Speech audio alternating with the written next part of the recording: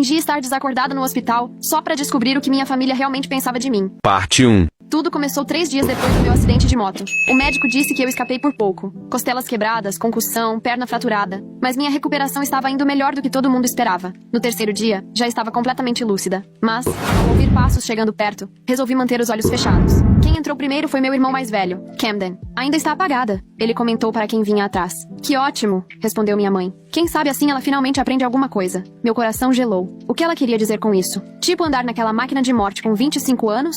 Minha mãe continuou. Ela sempre foi inconsequente. Lembra quando largou a faculdade de Direito? Para ser paramédica, corrigiu Camden. E cá entre nós, talvez tenha sido o mais sensato. Direito nunca foi a cara dela mesmo. Fiquei lá, imóvel, escutando minha família destrinchar cada uma das minhas escolhas como se eu já tivesse partido. O pior, segundo minha mãe, era o dinheiro. Você tem ideia do que está custando essa internação? E ela só tem aquele seguro básico do trabalho da ambulância. A gente sempre pode... Camden começou baixando o tom de voz. Nem pense nisso, sussurrou minha mãe de volta. Só estou dizendo, se ela não acordar, o seguro de vida ia... Chega, cortou minha mãe, num tom ríspido. Alguém pode escutar. Senti um frio correr pelo corpo. Eles estavam discutindo o meu seguro de vida, enquanto eu estava ali, ouvindo tudo. Olha, só acho que talvez isso seja um sinal. Camden insistiu. Ela nunca se encaixou de verdade aqui. Sempre querendo ser heroína. Sempre fazendo a gente passar vergonha com esse trabalho de chão de fábrica. Lembra quando ela levou aquele morador de rua pro jantar de Natal? Minha mãe disse com desprezo. Ou quando foi testemunhar contra o tio Richard no tribunal, acrescentou Camden. O famoso tio Richard, aquele segredo que ninguém podia mencionar. Motivo pelo qual eu tinha cortado contato com quase todos 2 anos atrás. Ela destruiu essa família, minha mãe murmurou. O Richard está preso por causa das mentiras dela. Mentiras.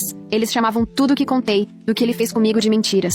O silêncio tomou conta do quarto. Ouvi o farfalhar de roupas. Alguém se inclinando perto da cama. Sabe o que eu acho? Camden falou baixinho. Acho que está na hora de conversar sério com o médico sobre o estado dela. O que você quer dizer com isso? Minha mãe quase não sussurrou. Aquela conversa sobre qualidade de vida. Lesão cerebral não é brincadeira. Tem hora que a decisão mais humana é deixar a pessoa partir em paz. Camden, pensa bem, mãe. Ela não vai mudar. Vai acordar e voltar a nos envergonhar. Voltar para aquele emprego sem futuro, para as causas de coração mole, para a cruzada vingativa contra a própria família. Ela acabou com a nossa vida, minha mãe disse, mais firme. Perdemos o clube, as boas posições nas entidades de caridade. Você sabe o vexame que passei quando os Weatherby me expulsaram? Por causa das mentiras dela sobre o Richard. Camden concordou. A ilusão de uma menina problemática destruiu a reputação de um homem decente. Ilusão. Para eles, os 15 anos de abuso nunca passaram de invenção minha. Se ela não acordar, Camden continuou falando devagar. O dinheiro do seguro resolveria muita coisa. Conseguíamos quitar a casa, até fazer aquela viagem pra Europa que você tanto quer. Quanto tem nesse seguro? Minha mãe perguntou. 200 mil. E ainda pode rolar um acordo com a fabricante da moto. Lembra? Aquela história do freio. Meu estômago virou. O freio não tinha problema nenhum.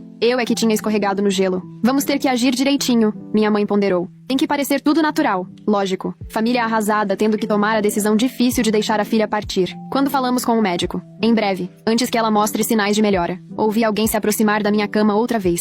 Olha pra ela, Camden disse com a voz fria. 25 anos, e olha o que ela tem pra mostrar. Sem marido, sem carreira de verdade, sem dinheiro. Só decepção. Eu esperava tanto dela, suspirou minha mãe. Faculdade de Direito, um casamento bacana, netos. No fim, ela jogou tudo no lixo. Pra quê? Pra salvar gente que nem sabe quem ela é, que nunca vai agradecer? Ela sempre foi egoísta, minha mãe concordou. Desde pequena, sempre chamando a atenção, sempre arranjando confusão. Atenção. Era assim que eles chamavam meus pedidos de socorro quando o tio Richard me machucava. O funeral ainda ia ajudar nossa imagem, Camden refletiu. Jovem trágica, vida interrompida, o povo adora uma história de mártir. Podíamos criar uma bolsa de estudos, minha mãe sugeriu, animada com a ideia. Mostrar que sempre apoiamos a carreira dela. Perfeito. Transforma ela em símbolo e tira o problema do caminho de vez.